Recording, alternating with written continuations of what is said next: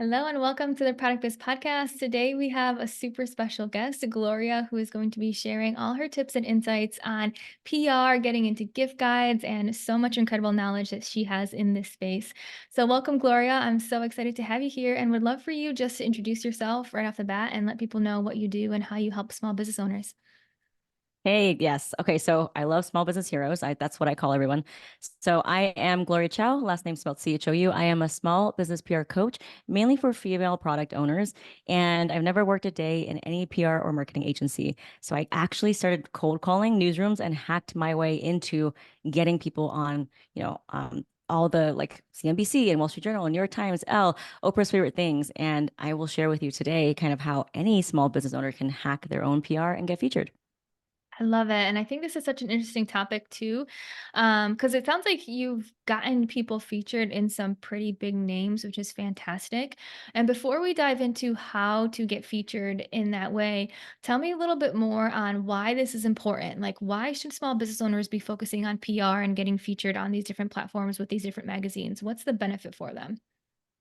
So traditionally, you have a couple ways of getting in front of more people, right? You have social media, which you don't own. It's not SEO optimized, and you don't even know if people who are browsing your social media are ideal clients. So then you can pay money for ads, which, they're happy to take your money. You can spend tens of thousands of dollars before you see a return. Again, not SEO optimized. It's not searchable. The only thing that gives you all of those things and checks all the buckets of sales, visibility, SEO, and credibility, which is positioning yourself as a legitimate, like newsworthy brand, that is earned organic PR. So that's getting into a gift guide, that's getting featured in a founder story, even a podcast. And I think right now the waters are so like muddy because there's a lot of like these pay to play scams. Like raise your hand if you got a DM that's like get featured in this random magazine.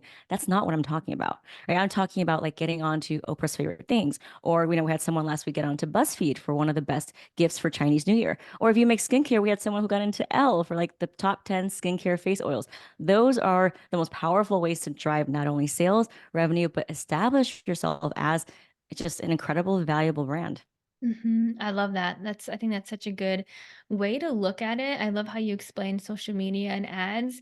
And they're also super quick too. Everything you put on social media on Instagram, what is it, like a 24-hour lifespan?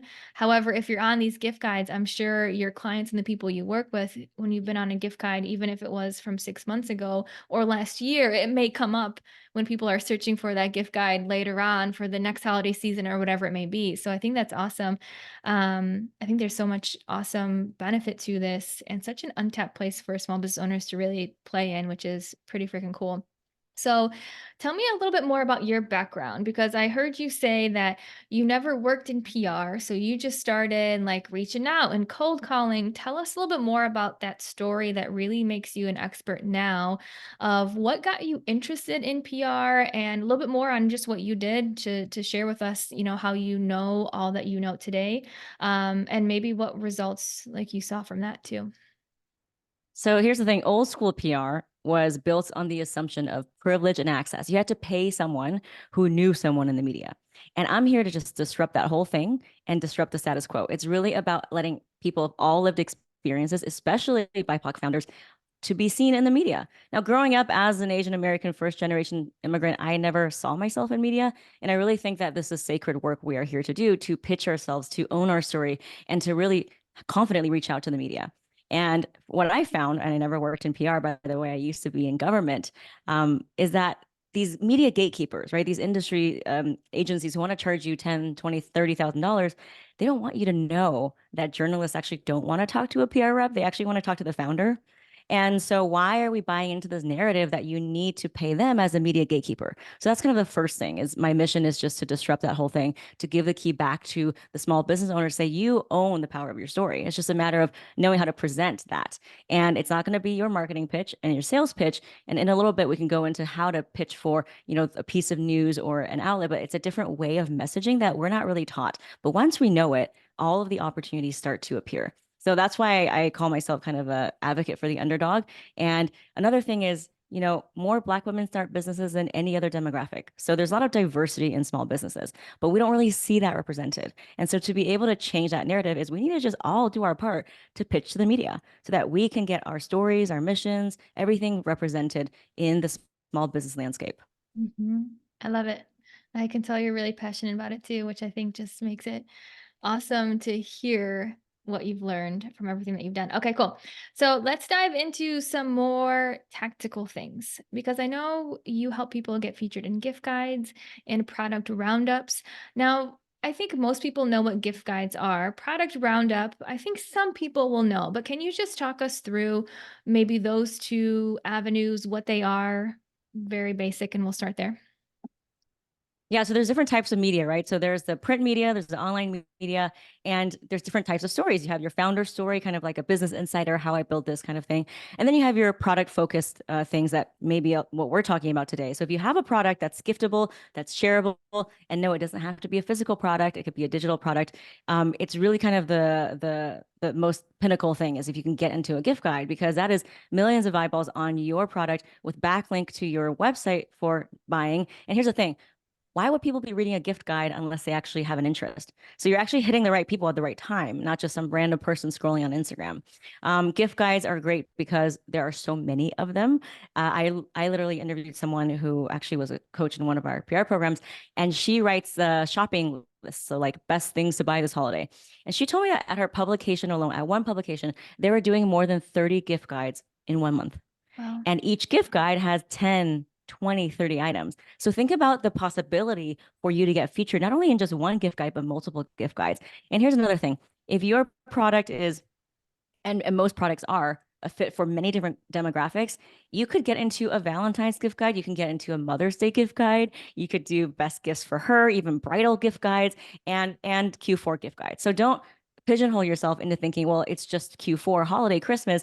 No, there are opportunities to get featured all year round for every type of gift giver and shopper. Mhm. And how does a product roundup differ from a gift guide? Because I think gift guide, like you gave some examples of Valentine's Day, Mother's Day. Is product roundup any different or is it pretty similar? So product roundup is kind of what I call like a best of list, like 13 things you need to pack for your next vacation, or you've seen like 13, five best vegan, soap bars. So things like that. It's not technically like gift for her or him, Got but it. it's just a best of list. So I kind of put those two together because what it is, it's a list of products that they're recommending to their readers. Awesome. Love it. Love it. Okay, cool.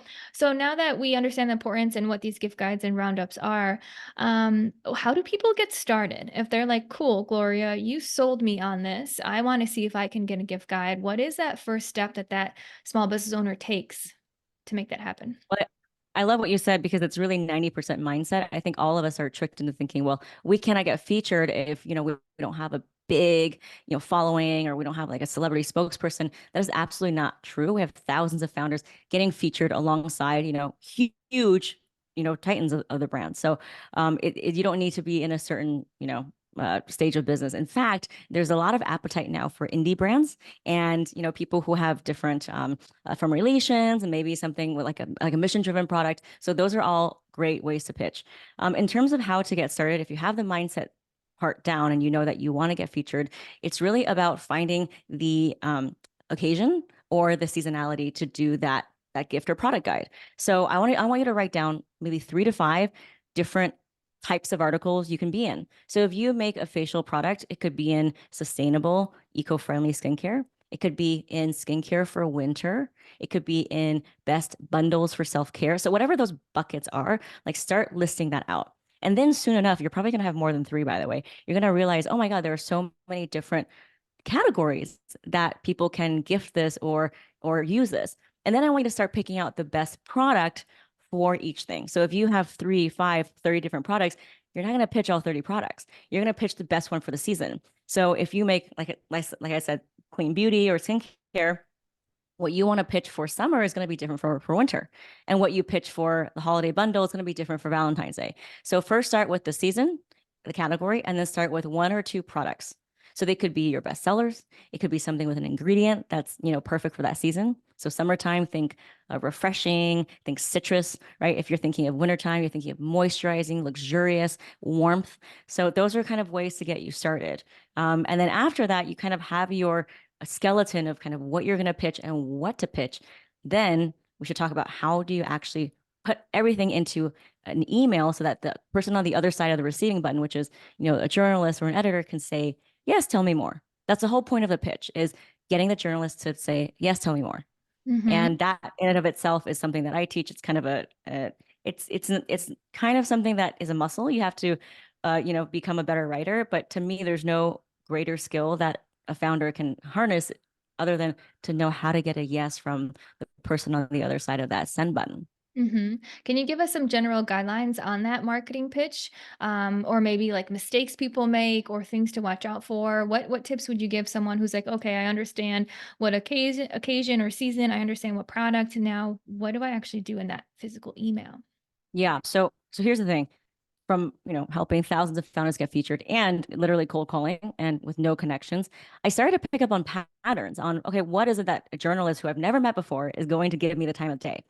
And the more you lead with your sales pitch, so the features, the benefits, and all, the less likely you're going to get featured. Now, it doesn't mean that you don't talk about your product, but journalists don't want your product brochure. They don't want an order form. They don't want a slide deck. They are busy people. They want to know what is the relevance to this season.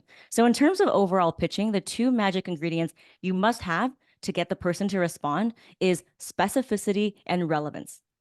So don't talk about why your product is great and how it's new. Give me the specific ingredient that's trending or that has some kind of relevance. Maybe it's trending on TikTok. Maybe it's a formulation. Be specific. Relevance is also equally, if not more important, because I don't want to just a general pitch about why lotion works, but why is it great for new moms to get rid of stretch marks? And what about new moms who have sensitive skin? And what about for winter? So keep peeling the layers of an onion to get to that really specific and juicy core of an onion, which is kind of what I tell my PR students. Always peel away the layer of an onion. Talk about who it's for, why it's there. So specificity and relevance overall, you need to have those for any pitch. Mm-hmm. Now, in terms of the actual pitch, this is my CPR method. It's a method that I came up with from pitching thousands of times and getting over 1 billion organic views for hundreds of founders, right? So your pitch needs to have CPR in it. C stands for credibility, P stands for relevant point of view, and R stands for relevance. CPR. Now, what does that look like in a pitch? It means that when you start a pitch, the subject line for the journalist should not be your name. It should not include the name pitch. It should not include the name, gift guide. They already know that you're pitching them. So the subject line almost should read like an article title. For example, 3 hottest ingredients for skincare serums that won't mess up your makeup or something like that. You see how specific and relevant that is, right? Mm-hmm. And I don't want, don't put in your name. And then the email, you want to start with the relevance first. You want to start with the R and CPR first. Why? Because what is news if it's not relevant? The journalist is going to give you 3 seconds to determine whether or not it's relevant for them. So you want to start your email with relevance. So that is maybe citing a statistic. It could be something about what season we're in. It could be about consumer behavior. It could be about the latest TikTok trend. Whatever that is, use that relevance. And then the P in CPR stands for point of view. So then I want you to put in like 3 bullet points or list 3 things that support your point of view. So it could be something like, Sophia Richie's, bridal makeup is super trending. Everyone's trying to emulate it for this summer's bridal season. Here are 3 low-cost ways you can do the same. And so you see what I mean? It could be tips, it could be tricks, it could be do's and don'ts. And then you want to conclude the email with the C, which is credibility. So it's just 1 or 2 sentences about why you are, in the position of pitch, which is most often you're a founder. Maybe something about how you've, formulated this because you had this your own problem and then you created a solution. Maybe you won an award, although it's not necessary. Whatever that is, just to back up that pitch with confidence. And then you just say, hey, I'm happy to send you a sample. I'm happy to talk more about these skincare trends, and here's how I can be reached. Awesome. I hope everyone pauses and rewinds and listens to that 2 or 3 more times because there was so much good information in there.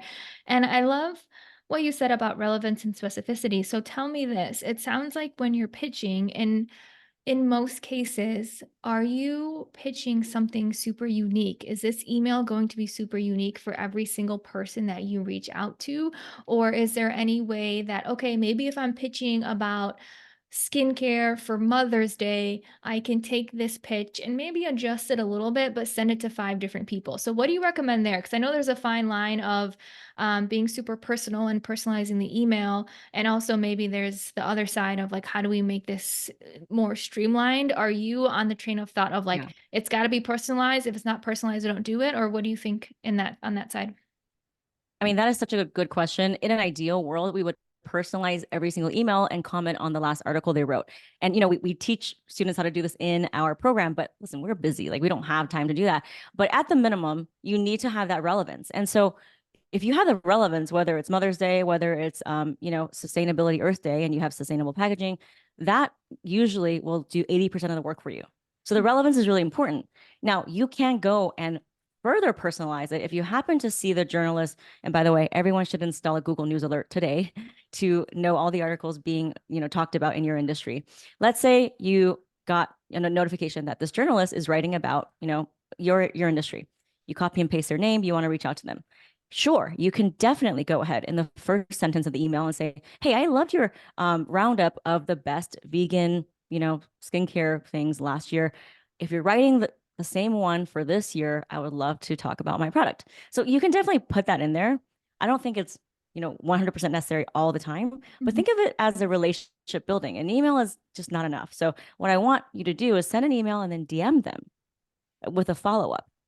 And obviously we have a whole training on like how to follow up, but usually you want to do email and DM at the minimum because they need a reminder. And then here's another tip is install an email tracking device so you know whether or not your email is being open. So you don't make this big drama about, oh, well, she hates me, because they don't hate you. It's never personal. If they don't open it, it could be a deliverability issue. It could be an out of office issue. Then we just got to keep sending until they open it. And if they do open it multiple times, that's a great thing. It means that they just will like it, but they're trying to find a place for it in their editorial calendar. That's when you go on with the follow up. That's when you start to nurture that lead as you would a sale. Start to maybe comment on their latest post. By the way, I live in Brooklyn, so it's always loud. You hear a siren going off. So welcome to New York.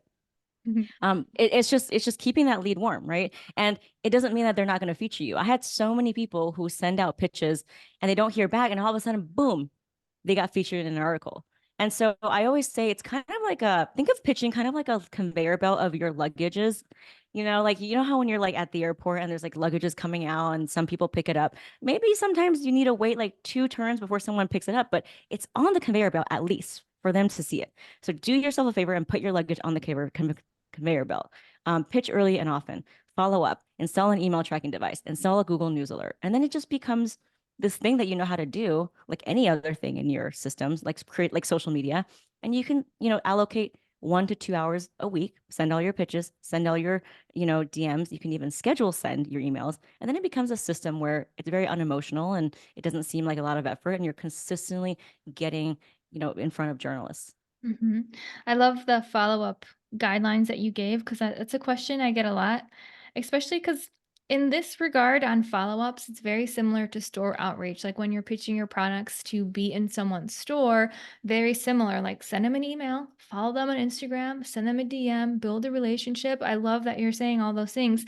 Now, one question I get a lot on the store outreach side, which I would love to hear from you, is if you send them an email, send them a DM, you're nurturing the relationship. How often do you send another email if you haven't gotten a response back? Is it, okay, every 2 weeks? Is it, let me follow up a couple times via email, then let me go to monthly? Is it then quarterly? Do you have any guidelines there? I think it depends on the first question is, are they opening your email? So if they're opening your email once, then yeah, I would follow up. But if they don't respond and they're not opening your email again, then it means maybe they're not as interested. But if they're opening your email consistently over a course of multiple days, not just once, it means that they're trying to find a place for it, because the journalist is flooded with emails. They're not going to go back to your email unless something has piqued their interest. So if you are seeing from your email tracking device that they are opening it, then that's when I would be more, cordial, like maybe on Instagram, be like, hey, like I love this article, or a lot of journalists publish on LinkedIn, because remember, journalists are writers. So you can comment on their post and be like, hey, I loved what you said about the retail industry and kind of like the animal testing, and I love that as well, and you shared some really good perspectives. So that's when you can start building that relationship. So I think it really depends on the data and what the data is Mhm. telling us. Now I will say this: as small business owners, we are not taught how to advocate for ourselves. The media gatekeepers think that there's such a high standard you have to reach that it's out of reach. So I always teach my students to lean on the side of like bothering the journalists more, because there's no such thing as like you don't get blacklisted. Like there's no like way that you can really annoy the journalist. So I would say lean on the side of messaging them more than not, because your default is probably not reaching out at all. Yep. And you really need to get into the habit of pressing that send button. And I know it's uncomfortable, but it's kind of a muscle. Like once you start pressing it, you're like, okay, you know what? Everything that I want in life is on the other side of the send button. And the more times you press it, the more comfortable you get. Here's another thing. Let's say you follow up weekly and it, 2, 3, 4 weeks go by, you don't hear anything. Guess what? Great thing about news and articles is that they are constantly changing. So your pitch that you wrote for summer, guess what? You can repurpose it into fall. And in Mhm. that case, you can just refresh the pitch into another ingredient or an angle for the fall because you probably have products for every season and every reason. It's just about refreshing that angle and then reapproaching it. I love it. It's such good feedback. Okay, cool. Um, One thing I wanted to mention. Oh, this is what I want to ask you. For the tracking system to see if emails are being opened, do you recommend MailTrack or is there another one that you recommend in general for people to use? Well, Miltrick is okay. It's pretty basic. It does the work. It does the job, right? So I don't think you need to be super fancy on it. It could be Cool. anything. I don't recommend Outlook. I've had people use Outlook with like no luck. And then the moment they use Chrome, which is Gmail, like I had someone who makes ice cream, like vegan ice cream, she got featured in LA Weekly on like the hero image the next day. So that's just one tip that I've heard is Outlook is not great. So if you have Chrome, you can just search like a Chrome extension. MailTrack is fine. There's some more robust ones. Just really depends on what your budget is. Okay, cool. Awesome, awesome. Love it. Okay. Now, one thing I want to talk about, and helicopters flying over me, so it's a lot over here too. Um, we talked about the pitch. We talked about the follow-up. We talked about that part of it. Now, I think one thing I would love to hear from you is how do you actually find the journalists? Because obviously to send that pitch, you got to know who to send it to. So what do you recommend people do for that part? Yeah, so I always say PR is super simple. Don't trust the experts who try to overcomplicate things. When they overcomplicate things, it's their way of trying to overcharge you. And so for me, it's like PR is very simple. It's literally writing a pitch and sending it out and then repeating that. So we did talk about the writing part. Now, who do you send it out to? Obviously, in my program, we have a database of contacts, but you can also do it yourself. How? By installing a Google News alert. And guess what? The people who write that article, copy and paste it into an Excel spreadsheet. And sooner or later, you'll start to populate your own thing. Another thing, you can sign up for Haro, Help a Reporter Out. I have a lot of people who got featured. One person just got featured on Wall Street Journal yesterday, actually. And it was a Haro inquiry. So Haro is Help a Reporter Out, Haro. And journalists who are looking for people to interview, because they are every single day, they're in need of your story. They basically send you an email and it kind of rounds up all the different people they want to interview. We also have a ways to see what journalists want. For example, if you're on Twitter, you can follow the hashtag journal request. And I think the hashtag is on other platforms as well. But basically, when a journalist is looking for a source to interview, they will put it on the hashtag like, hey, do you know anyone who has a small business in Chicago who hand pours candles, right? Whatever that is. So those are kind of all the grassroots way you can start to populate and get understand who's covering your industry. Here's another tip on sending it out. Don't send it to the editor-in-chief of Vogue. They're busy doing their own book tours, honey. They're not gonna write your story. What you want, instead of sending it to like an info at BuzzFeed or PR at Vogue, you want to find a very specific writer covering your issue. So whether that's a sustainability editor, whether that's the fashion stylist person, whether that's a person covering accessories, whether that's the person covering beauty, you want to be specific to who you're sending it to. I love it. Now, if you find someone who's specifically writing an article on that, is their email going to be on that article online, or is then you get scrappy and like search for their name on Google to try to find it? So this is because journalists are, they're people like in the public space. It's not proprietary information, so they have to make their stuff available to you. So you can do a Google search. Obviously, it's going to take time, and also know that they kind of move around a lot now with journalism and the state of media. People just can't afford to like have a lot of staff reporters. So you probably find one writer who then freelances for other places, which is good for you because it means if you know one person, they probably write for multiple articles. Mhm. So what I would do is I would back up your research with social media as well. A lot of times you can find them on social media, like a Twitter or an Instagram, and they will actually put in their bio where they are writing for. And so that way you can kind of match up the names with the emails and then kind of go from there. Oh my gosh, I love it. Such a good tip. Awesome. Yeah, I think you've shared so much good information on just making this something that people see the benefit of and also realizing that it's doable for them and it's something that they can really tap into. Now, the last question that I have for you, and then I would love to see if there's anything else that you want to share. But last question that I have specifically on this is I know you mentioned like Wall Street Journal, Oprah, Elle, some of these awesome big publications. So this would be great for people to hear for big publications and big media and PR, are your members following the same process to get into even these big places where they get exposed to a lot Oh of yeah, people? we've had members get into everything. Like Oprah's favorite things. We had someone get on there as well. And so it's you don't need to know anyone to pitch. Every single person who has gotten featured in the hundreds of outlets, it's all cold pitching. So they never had an established relationship. They never knew someone who knew someone. It's all just using this method, the CPR method, which is how to position your message as a way for the other person to say yes.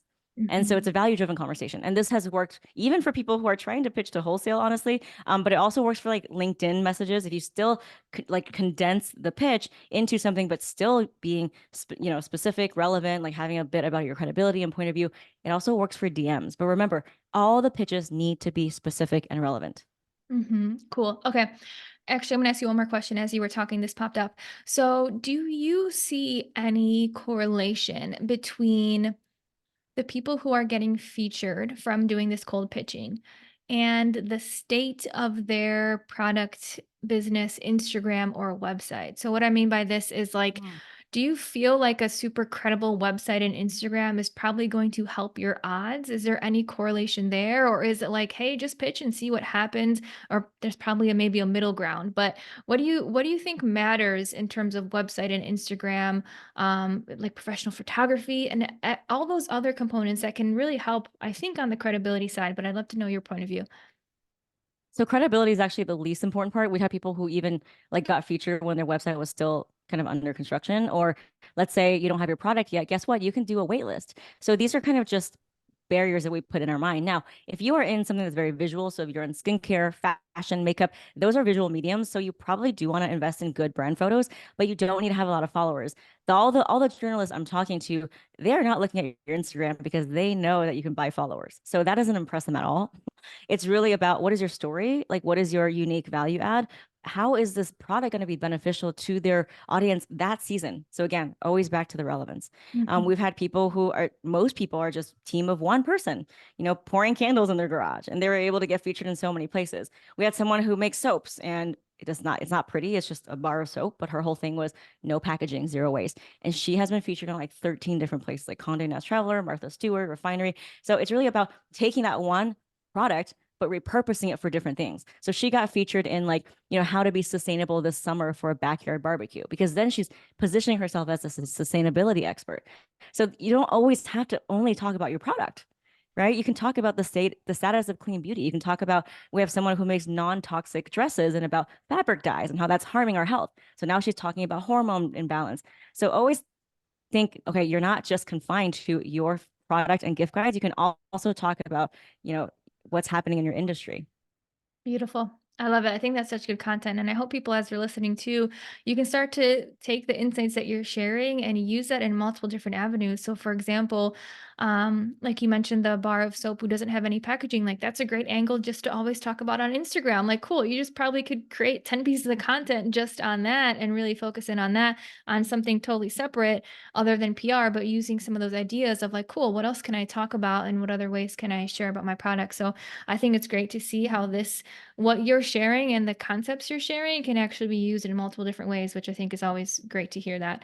Um, okay, cool. So before we wrap with like where people can find you and more about your programs, is there anything else that you want to share? Any final things that I didn't ask you or anything else that comes up, or do you feel like we covered the Oh, bases? there's so many things. I really think all of this is mindset. I just think that we have been conditioned to think that we're too small or our product is too young or nascent to be featured. And I think that's literally 80% of the work. And if you can actually break through that, then you can actually start to take action, right? Because your thoughts and your actions are connected.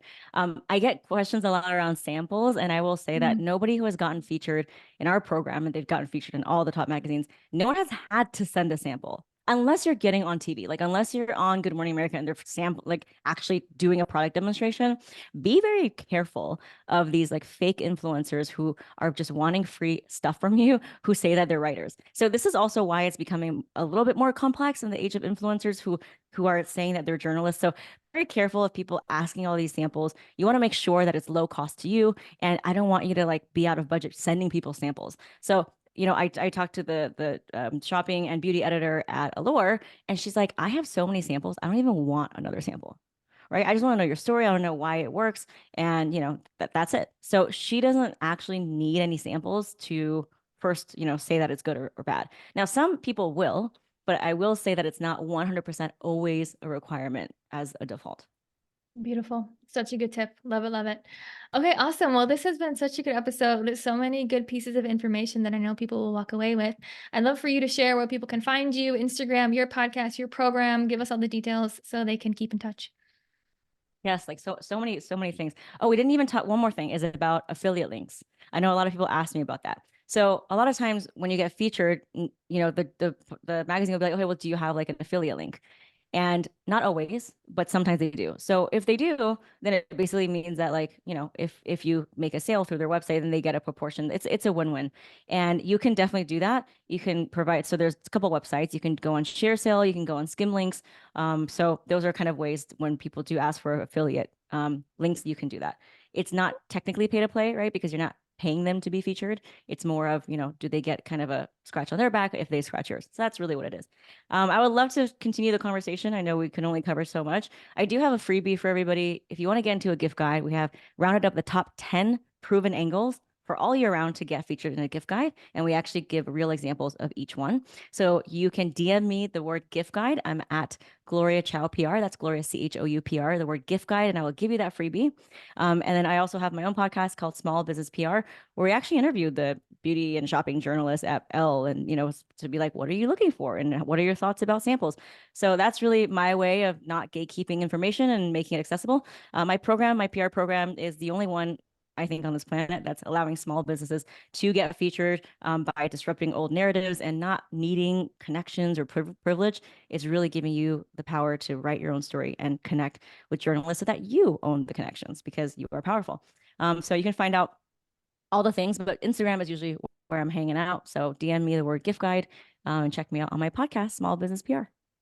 Awesome. I'll make sure to link that in the show notes too. And thank you again so much. So much good tips. Thank you for sharing your insights. Thank you for your time. And thank you for stopping by here and being a guest on the podcast.